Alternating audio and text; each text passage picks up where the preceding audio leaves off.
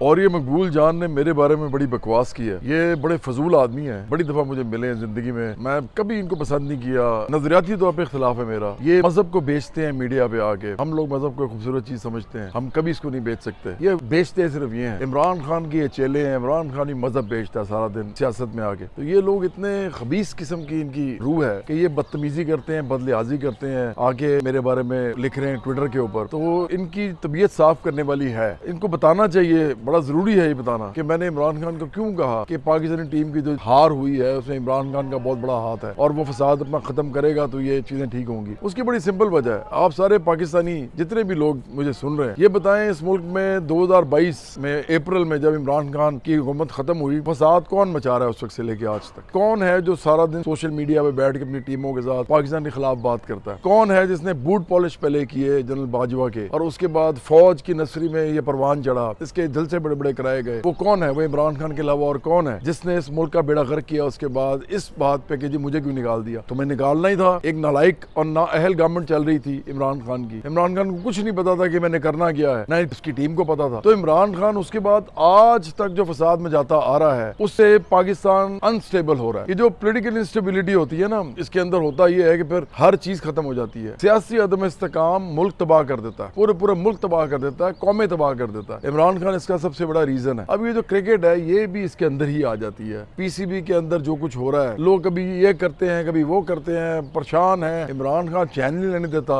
इमरान खान की टीमें कहती हैं जी के ये तो जी है ही सारे नाअहल। जो भी आता है, वो नजम सेठी से लेके आज तक जो भी आए हैं लोग, वो जी ये तो इनकी वजह से आ रही है टीम, इनकी वजह से आ रही है, ये नैरेटिव बनाते हैं, ये बयानियां बना रहे हैं। अगर ये क्रिकेट को इमरान खान की सियासत के साथ मुंसलिक कर रहे हैं तो फिर उससे भी ज्यादा बात बेहतर मैं कर रहा हूँ कि अगर सियासत वाकई क्रिकेट पे असरअंदाज होती है तो इमरान खान की सियासत है जो क्रिकेट पे असरअंदाज हो रही है। क्योंकि वो क्या कप्तानी करेंगे, कोई क्या वो खेलेंगे जब एक हारी हुई कौम जो है, जो सारा दिन सियासी तमाशबीनी जो है वो देखते हैं हर वक्त सोशल मीडिया पे, हर वक्त वो फेक न्यूज देखते हैं इमरान खान की, हर वक्त इसकी टीमों को गालम गलोच करते देखते हैं। इसकी टीमें जो है वो सारा दिन पाकिस्तान के अंदर अदारों को गालियां निकालती हैं। किसके लिए? इस गलीज आदमी के लिए जिसका अपना कुछ पता नहीं है, मजहब बेचने वाला आदमी, नालायक आदमी, ये फौज का बूट पॉलिशिया, इसके लिए ये कर रहे हैं। तो इसलिए देखिए, और ये मकबूल जान जो है ये तो वैसे ही 2% के लोग हैं। ये सहाफत में मजहब बेचते हैं, इससे ज्यादा गंदी बात क्या हो सकती है? तो इसलिए मैं तो एक सियासतदान हूँ, इस मुल्क को एक तरक्की पसंद, खुशहाल और रोशन ख्याल मुल्क बनाना चाहता हूँ। मेरे लिए और ये मकबूल जान जैसे लोग क्या है? ये तो है ही कुछ नहीं, ना किसी पार्टी में है ना कुछ है। और ये वो आदमी है और ये मकबूल जान जो कि